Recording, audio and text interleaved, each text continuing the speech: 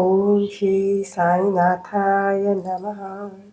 श्री साई सच्चरित्र अध्याय 51 उपसंहार। अध्याय 51 पूर्ण हो चुका है और अब अंतिम अध्याय मूल ग्रंथ का 52वां अध्याय लिखा जा रहा है।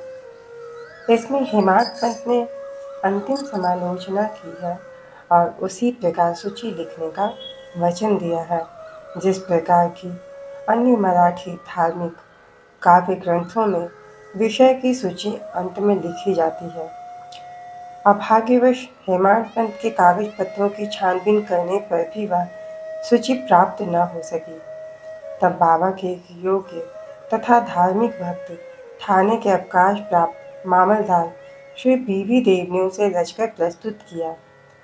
पुस्तक के प्रारंभ में ही विषय सूची देने तथा प्रत्येक अध्याय में विषय का संकेत शीर्षक स्वरूप लिखना ही आधुनिक प्रथा है, इसीलिए यहाँ अनुक्रमणिका नहीं दी जा रही है।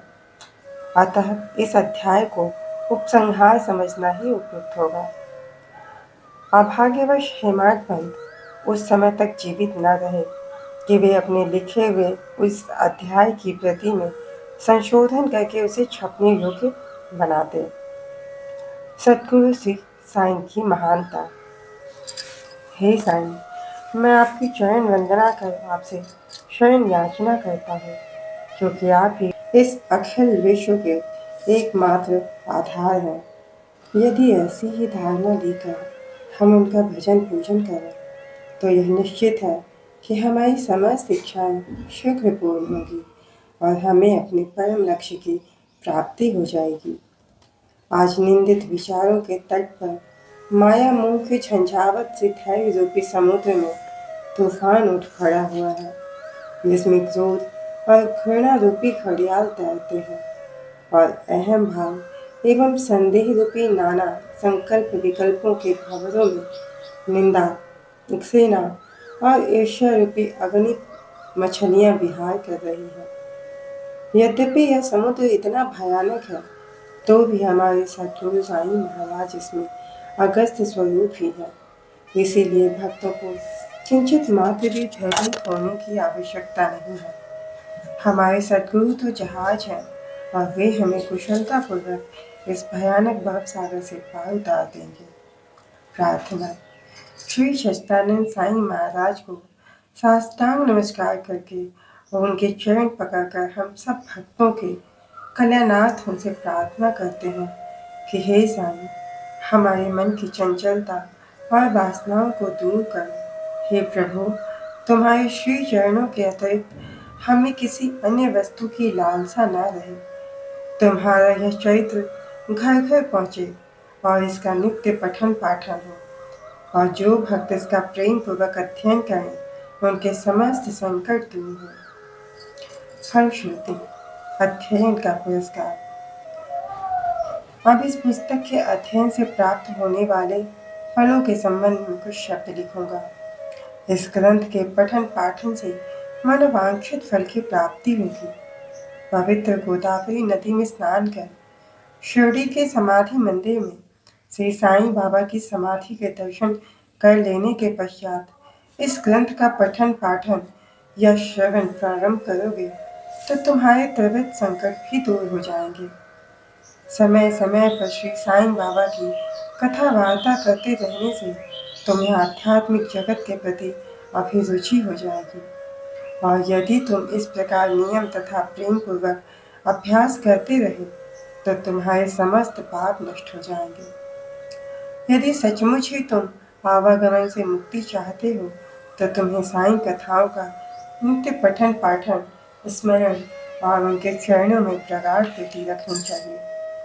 साईं कथा रूपी समुद्र मंथन कर उसमें से प्राप्त रत्नों को दूसरों को वितरण करो, जिससे तुम्हें नित्य नूतन आनंद का अनुभव होगा और श्रोतागण अधःपतन से बच जाएंगे। यदि भक्तगण अनन्य भाव से उनकी शरण आए तो उनका मैं नष्ट होकर बाबा से अभिन्नता प्राप्त हो जाएगी, जैसे कि नदी समुद्र में मिल जाती है।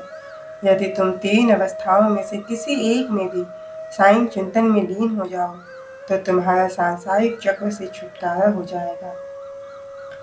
स्नान कर प्रेम और श्रद्धा युक्त होकर जो इस ग्रंथ का 1 सप्ताह में पठन समाप्त करेंगे, उनके सारे कष्ट दूर हो जाएंगे, या जो इसका नित्य पठन या श्रवण करेंगे, उन्हें भयों से तुरंत छुटकारा मिल जाएगा। इसके अध्ययन से हर एक को अपनी श्रद्धा और भक्ति के अनुसार फल मिलेगा, परंतु इन दोनों के अभाव में किसी भी फल की प्राप्ति होना संभव नहीं है। यदि तुम इस ग्रंथ का आदर पूर्वक पठन करोगे, तो श्री साईं प्रसन्न होकर तुम्हें अज्ञान और दरिद्रता के पास से मुक्त कर ज्ञान, धन और समृद्धि प्रदान करेंगे। यदि एकाग्रचित होकर नित्य एक अध्याय ही पढ़ोगे, तो तुम्हें अपरिमित सुख की प्राप्ति होगी। इस ग्रंथ को अपने घर पर गुरु पूर्णिमा, गोकुल अष्टमी, रामनवमी, विजयादशमी और दीपावली के दिन अवश्य पढ़ना चाहिए। यदि ध्यानपूर्वक तुम केवल इसी ग्रंथ का अध्ययन करते रहोगे, तो तुम्हें सुख और संतोष प्राप्त होगा और सदैव श्री साईं चरणारविंदों का स्मरण बना रहेगा, और इस प्रकार तुम भव सागर से सहज ही पार हो जाओगे। इसके अध्ययन से रोगियों को स्वास्थ्य, निर्धनों को धन, दुखी और पीड़ितों को शांति मिलेगी तथा मन के समस्त विकार दूर हो मानसिक शांति प्राप्त होगी। मेरे प्रिय भक्त और श्रोतागण, आपको प्रणाम करते हुए मेरा आपसे एक विशेष निवेदन है कि जिसकी कथा आपने इतने दिनों और महीनों से सुनी है, उनके कलिमलहारी और मनोहर चरणों को कभी विस्मृत न होने दें। जिस उत्साह, श्रद्धा और लगन के साथ आप इन कथाओं का पठन या श्रवण करेंगे, श्री साईं बाबा वैसे ही सेवा करने की बुद्धि हमें प्रदान करेंगे। लेखक और पाठक इस कार्य में परस्पर सहयोग देकर सुखी हो। प्रसाद याचना। अंत में हम इस पुस्तक को समाप्त करते हुए सर्वशक्तिमान परमात्मा से निम्नलिखित कृपा या प्रसाद याचना करते हैं। हे ईश्वर, पाठकों और भक्तों को श्री साईं चरणों में पूर्ण और अनन्य भक्ति दो।